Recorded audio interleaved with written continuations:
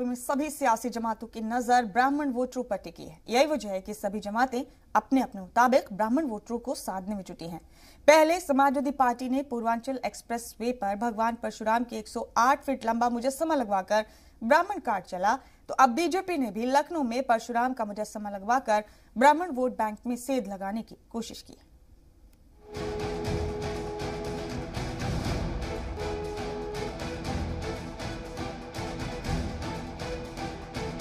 UP की सियासी महाभारत की बात हो और उसमें जात और मजहब का तड़का ना लगे, ये भला कैसे मुमकिन है। यूपी की सियासी तारीख रही है कि जब जब यहाँ इंतखाब हुए, सियासतदानों ने अपने अपने मुताबिक जात और मजहब की आड़ में खूब वोटों की फसल काटी। बात चाहे सूबे के करीब 50% पसमानदा तबके के वोटरों को रिझाने की हो या 12% ब्राह्मण राहे दहिंदान को साधने की, कोई पार्टी मौका नहीं छोड़ना चाहती।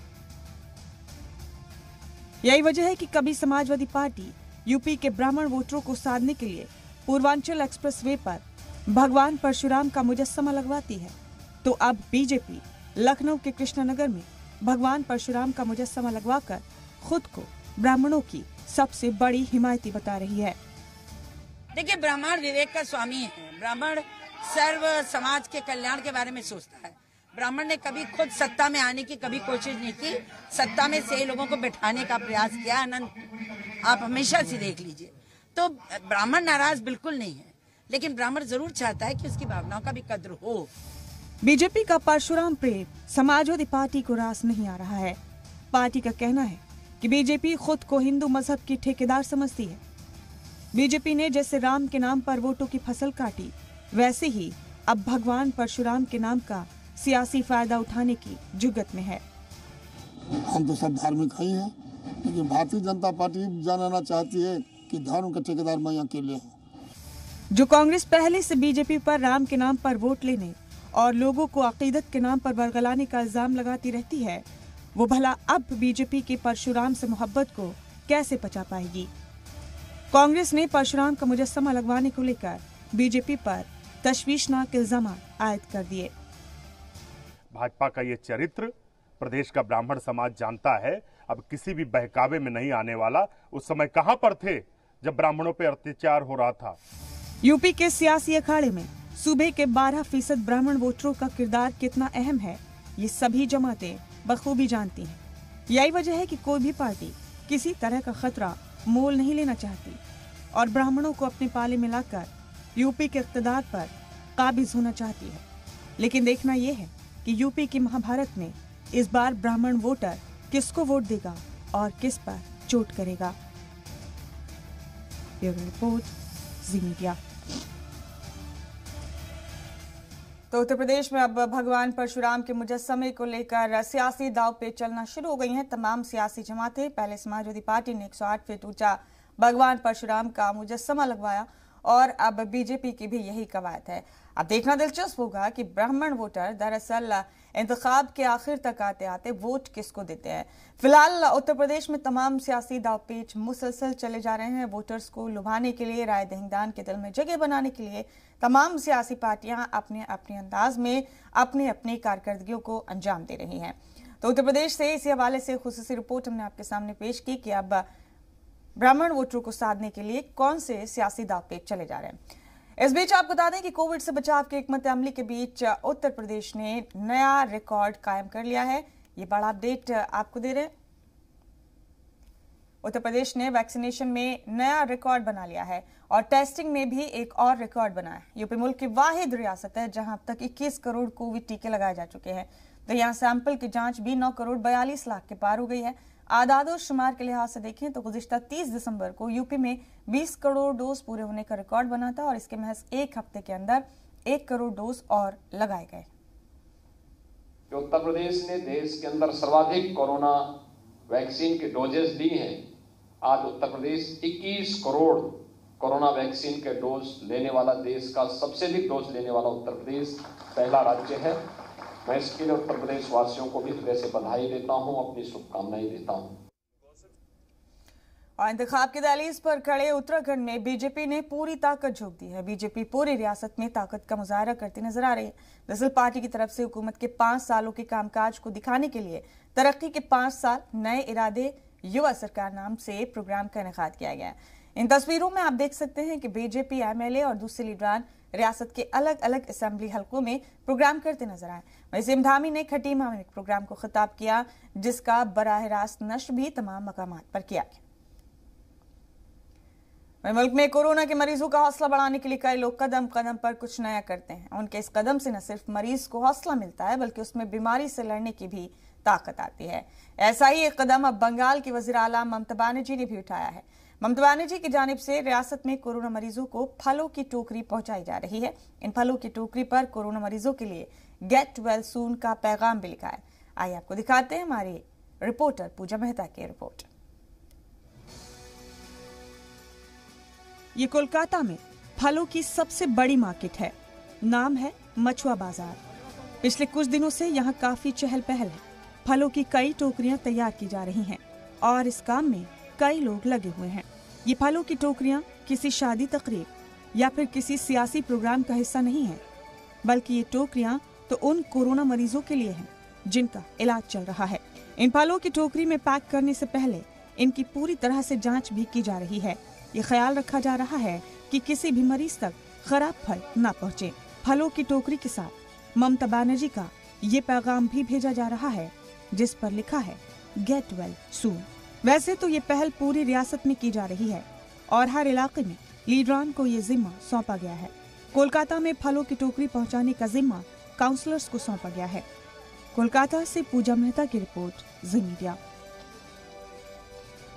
इधर दिल्ली में वीकेंड कर्फ्यू नाफिज कर दिया गया है। वीकेंड कर्फ्यू के दौरान सरकारी ऑफिसर, कोर्ट के जज, अस्पताल, एयरपोर्ट, रेलवे स्टेशन, बस अड्डे और इम्तिहान देने जा रहे लोगों को छोड़कर दूसरी जरूरी खिदमात से जुड़े लोगों के लिए डीएम ऑफिस से ई पास जारी किए जाएंगे।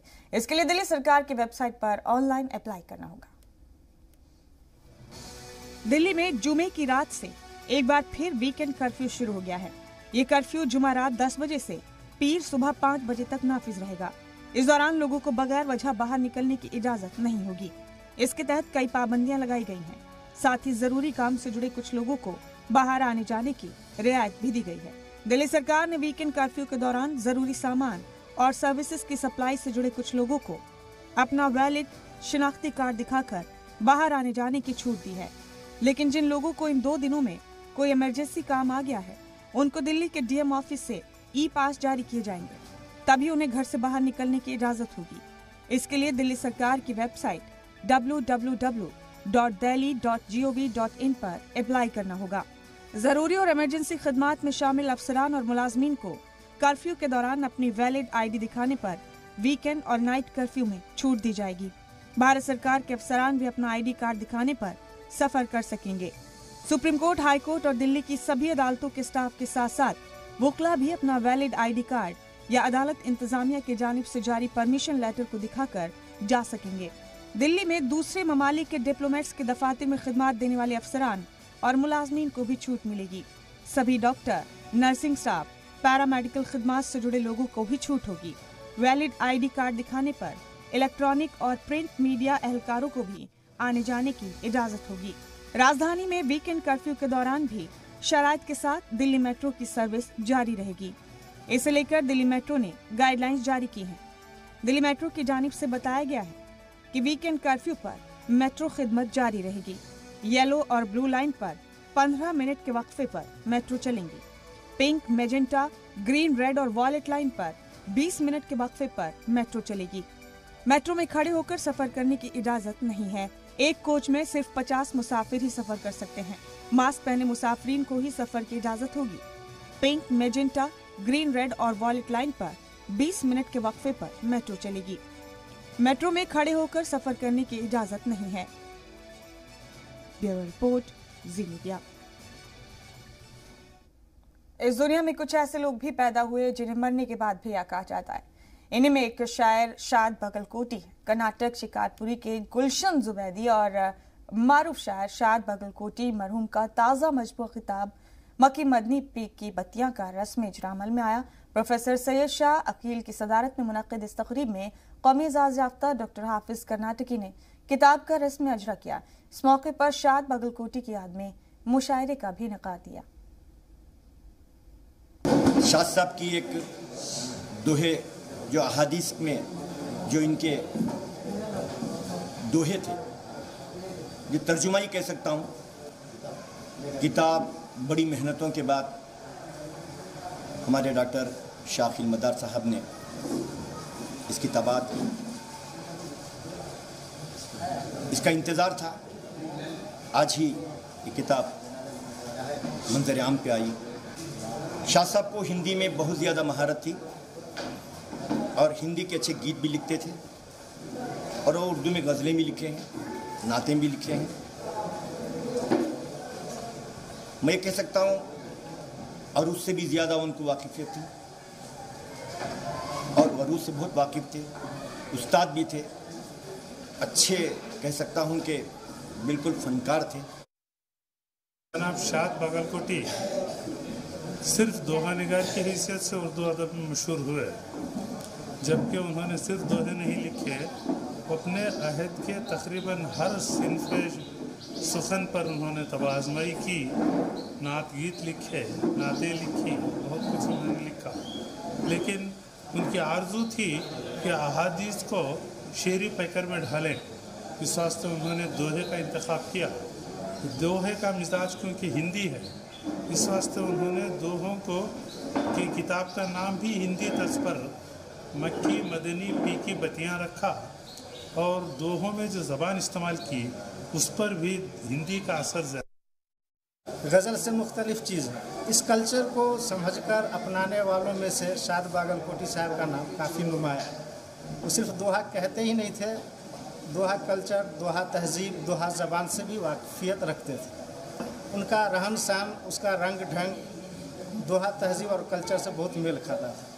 यही वजह है कि उन्होंने जो दोहे कहे हैं वो बहुत अच्छे हैं और बहुत दूर तक जाने वाले हैं और देर तक याद रखे जाने वाले हैं। उनकी किताब दोहायन और दोहांजलि पर उर्दू के दानिश्वरों ने जो राय पेश की है, उससे साफ पता चलता है कि वो उर्दू दोहा निगारी में गिने चुने शोरा में शुमार किए जाते हैं।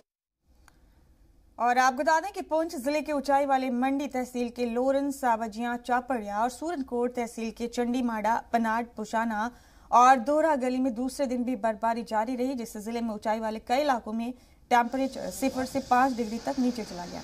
वहीं लगातार जारी बर्फबारी से एक तरफ लोगों को परेशानियों का सामना करना पड़ रहा है, वहीं बड़ी तादाद में सयाह बर्फबारी का लुत्फ उठाने पहुंच रहे हैं। सर, आज यहाँ पे आके हमें बहुत अच्छा लग रहा है।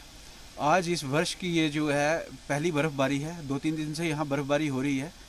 तो आज हम जैसे हमने देखा वेदर फोरकास्ट में कि यहाँ पे आज बर्फबारी होगी, तो हम ऐसे ही घूमने निकल आए यहाँ पे और यहाँ पे आके हमें बहुत अच्छा लगा है।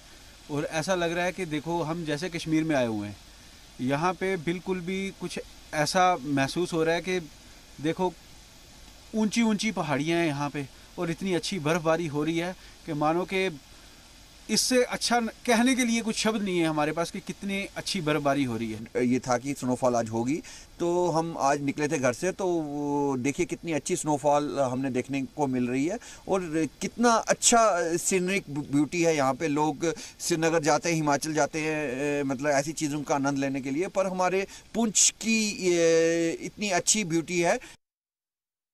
पुंछ जिले में लगातार बर्फबारी से जनजीवन अस्त व्यस्त हो गया है। हम आपको बता दें पिछले 2 दिनों से लगातार पुंछ जिले में भारी बर्फबारी हो रही है। इस वक्त जी मीडिया की टीम पुंछ के सावजियां इलाके में पहुंची है। आप पीछे का नजारा देख सकते हो, पीछे किस कदर बर्फबारी है, लगातार बर्फ हो रही है। और सबसे बड़ी बात है कि पीछे जो सावजियां का इलाका है, सावजियां के साथ खेत और कई इलाके हैं जो रास्ता बंद होने से वो कट चुके हैं। लगातार जहां पे बर्फबारी जारी है। आपको बता दें कि इस इलाके में हमेशा से काफ़ी बर्फबारी होती है और जहां लोगों को परेशानियों का सामना करना पड़ रहा है, वहीं दूसरी ओर जहां पे पुंछ शहर से कई लोग यहां पे घूमने भी आ रहे हैं। रमेश बाली, जी मीडिया, सावजियां। गुलमर्ग के लोगों में शदीद बर्फबारी और बारिश से काफी परेशानियों का सामना करना पड़ रहा है। गुलमर्ग और तनमर्ग के मकामियों ने सरकार से मुतालबा किया है कि बिजली और पानी जैसी बुनियादी सहूलत फराहम की जाएं। बुनियादी सहूलत के अलावा लोगों को सड़कों के बंद होने से भी काफी दिक्कतें पेश आ रही है सर, क्योंकि उसकी बर्फ नहीं यहाँ पे हटाते हैं, क्योंकि हमें गांव से कोई पेशेंट है उसको कंधे से हमें लाना पड़ता है मार्केट तक सर, क्योंकि यहाँ पे बहुत ऐसे रोड बंद है, सब कुछ बंद है, यहाँ पे पावर भी नहीं है, पानी भी नहीं है, क्योंकि ऐसी बर्फ को क्या करेंगे, आप पिघाल के थोड़े पियेंगे। जो वाटर लाइन है उस वाटर वाले आते ही नहीं है, पानी को देखते नहीं है, कुछ नहीं, लाइन पूरी जम गई है। मार्केट जो यहाँ पर अड्डा है पूरा बंद है, गाड़ी घूम नहीं सकती है। मशीन वाले ने जो बर्फ़ उठाया आधा ही उठाया, यहाँ पर जगह नहीं है। और पानी की यहाँ पर ज़्यादा प्रॉब्लम है और पावर की प्रॉब्लम है, पावर नहीं होता है रात को, हमें बहुत मुश्किलात होता है आजकल। जो आप खुद दे रहे हैं, यहाँ कोई भी हिसाब किताब नहीं है। अगर गवर्नमेंट बाकी जगह पे रोड बना रही है, ब्रिज बना रही है या पानी की सप्लाई कर रही है, वो थोड़ा सा हमारी तरफ ही गुजारिश करे। गवर्नमेंट साहब से हम गुजारिश करते हैं कि हमारी तरफ ध्यान दीजिए, हम भी इंसान हैं। उस स्नोफॉल से तो ना तो यहाँ पे कहीं पे बिजली है, ना तो नल में पानी है, पानी भी चला गया और बिजली भी चली गई, नंबर 1। और नंबर 2, जितने भी गांव हैं, गांव में तो रोडों से बर्फ़ नहीं हटाई गई, कोई स्नो कटर कहीं पे दिखाई नहीं दे रहा है। जितने भी स्नो कटर वाले हैं वो सब ऑफिस में बैठे हुए हैं। और गवर्नर साहब से ये गुजारिश है कि कम से कम देखो, अगर 2 दिन से यहाँ पे स्नोफॉल हुआ, रोड बंद क्यों है, पावर क्यों नहीं है, पानी क्यों नहीं है, रोड पे जो भी प्रॉब्लम लोगों को हो रही है, जो भी यहाँ पे पेशेंट है, कोई स्कूल जाने वाला है, कोई मजदूरी करने वाला है, हर किसी को प्रॉब्लम। तो घंटे के लिए चला जाता है, रातों के लिए चला जाता है, वो नहीं आता। और पानी तो वो तो है ही नहीं, वो तो हमने देखा नहीं, मतलब जून जुलाई में देखा था, उसके बाद हमने कभी देखा नहीं। वो पानी होता कैसे है, हम नीचे से नाले से लाते हैं पानी, और हमें पानी की बिल्कुल पानी है ही नहीं, क्या करें।